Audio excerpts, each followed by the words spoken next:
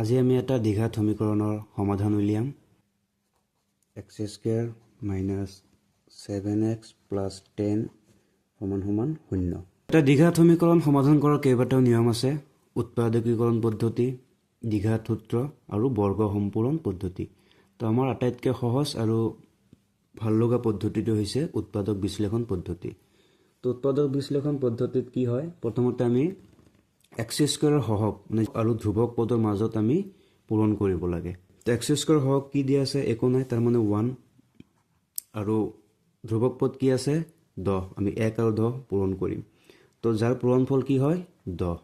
এতিয়া আমি 10ক এনেকুৱা দুটা উৎপাদকত ভাঙিম যাতে সেই উৎপাদক দুটা যোগ বা বিয়োগ কৰিলে আমি মধ্যপদ পাওঁ। সেইকাৰণে ইয়াক ইংৰাজীত আৰু এটা নাম দিয়া আছে মিডিল টাৰ্ম স্প্লিটিং। চ' 10ক আমি ভাঙিলে কি কৰিব পাৰোঁ, আমি এটা জোৰাইম পাওঁ 1 আৰু 10, 1 আৰু 10 পূৰণ কৰিলে 10 হ'ব, কিন্তু 1 আৰু 10ৰ যোগফল বা বিয়োগফল 7 নহয়, গতিকে এইটো কেনচেল। চ' আমি 10ক আৰু একটা ভাগ কৰিম, আমি 2 আৰু 5 ল'ম, 2 × 5 = 10, আৰু 2 আৰু 5ৰ যোগফল আমি কি পাম 7। চ' আমি 7ক এতিয়া কেনেকৈ ভাঙিম, প্ৰথমতে প্ৰথম পদ ঠিকে থাকিব x² মাইনাছ এই 7ক আমি কি কৰিম 2 + 5 লিখিম, লগত x পূৰণ হৈ আছে, প্লাছ ধ্ৰুৱক পদ 10 সোঁফালে 0। এতিয়া আমি কি কৰিম, ব্ৰেকেট মানে হৈছে পূৰণ, আৰু পূৰণ কিদৰে কৰিব লাগিব, প্ৰথমতে মাইনাছটো আমি ৰাখি দিম, 2 × x 2x + 5 × x 5x + 10 সোঁফালে 0। এতিয়া আমি ব্ৰেকেটটো উঠাই দিম, x² মাইনাছ এই ব্ৰেকেট মানে হৈছে পূৰণ, মই প্ৰথমতে কৈছোঁ, minus × 2x -2x minus × plus minus 5x ধ্ৰুৱক পদ +10 সোঁফালে 0। এতিয়া এটা, দুটা, তিনিটা, চাৰিটা, আমাৰ হাতত মুঠ 4টা পদ আছে। আমি প্ৰথম দুটা পদক এটা ভাগ কৰিম আৰু দ্বিতীয় পদ দুটাক আৰু এটা ভাগ কৰিম। প্ৰথম ভাগৰ পৰা সদায় x কমন, ইয়াত যিহেতু চলক আমাৰ x আছে, গতিকে ইয়াত আমি x কমন ল'ম। x² মানে দুটা x, x² means what x × x। চ' যেতিয়া আমি এটা x কমন ল'ম, ইয়াৰ পৰা এটা x বাকী থাকিব।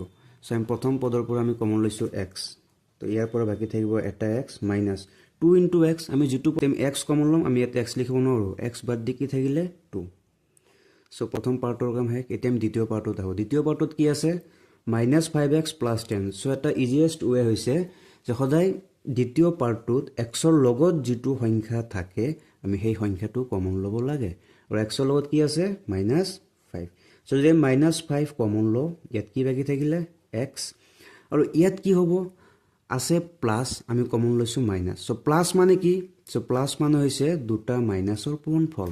চ' যেতিয়া আমি দুটা মাইনাছৰ পূৰণফলৰ পৰা আমি এটা মাইনাছ কমন ল'ম আৰু এটা মাইনাছ বাকী থাকিব, গতিকে আমি প্লাছৰ পৰা আমি এটা মাইনাছ কমন লৈছোঁ আৰু বাকী থাকিব অইন এটা মাইনাছ।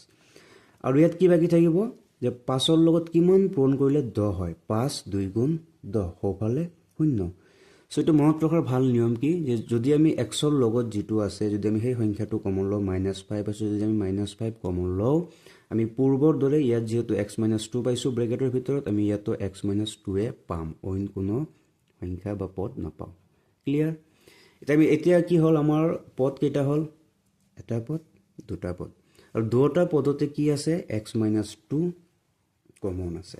যদি আমি x - 2 কমন লওঁ, x - 2 আমি বাদ দিব লাগিব, যিখিনি কমন লওঁ সেইখিনি বাদ দিব লাগে, বাকী থাকিল x, ইয়াতো আমি x - 2 বাদ দিম, কি বাকী থাকিল -5 সোঁফালে 0।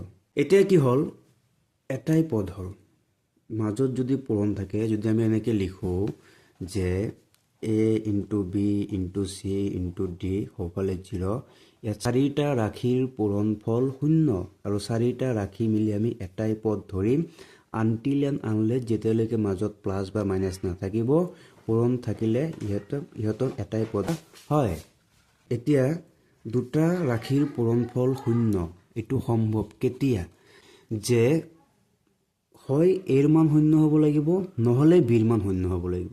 যদি এৰ মান 0 হয় 0 × b সোঁফালে 0, যদি বিৰ মান 0 হয় a × 0 সোঁফালে 0, নহ'লে দুয়োটাই 0 হ'ব লাগিব, 0 × 0 সোঁফালে 0। চ' উই ডণ্ট ন', আমি গম নাপাওঁ যে এই ৰাশি দুটাৰ ভিতৰত কোনটো 0। চ' আমি লিখিম হয় x - 2 = 0 বা x - 5 = 0। চ' ইয়াৰ পৰা আমি কি পাওঁ, বাওঁফালে আছে x - 2 সোঁফালে আছে 0 তো আমাক মান লাগে x এটা সমীকৰণৰ সমাধান মানে হৈছে চলকৰ মান আৰু ইয়াক মূল বুলি কোৱা হয় তো ইয়াত x ৰ মান কি হ'ব বাওঁফালে আছে -2 সোঁফালে গ'লে হ'ব 0 ৰ লগত +2 তো 0 + 2 সোঁফালে হ'ব 2 বা x সমান সমান -5 সোঁফালে গ'লে হ'ব 0 + 5 তাৰ মানে 5 তো ইট মিন্স যে যদি সোঁফালে 0 থাকে তেতিয়াহ'লে আমি বাওঁফালে যদি -2 থাকে আমি ডাইৰেক্ট সোঁফালে +2 লিখি দিওঁ আৰু -5 থাকিলে ডাইৰেক্ট +5 লিখি দিওঁ কাৰণ 0 ৰ লগত যোগ বা বিয়োগ কৰিলে সেই পদটোৱে থাকে এতেকে আমাৰ ফাইনালি সমাধান 2,5 সো সমাধান মানে কি চলকৰ মান তাৰ মানে x ৰ মান ধন্যবাদ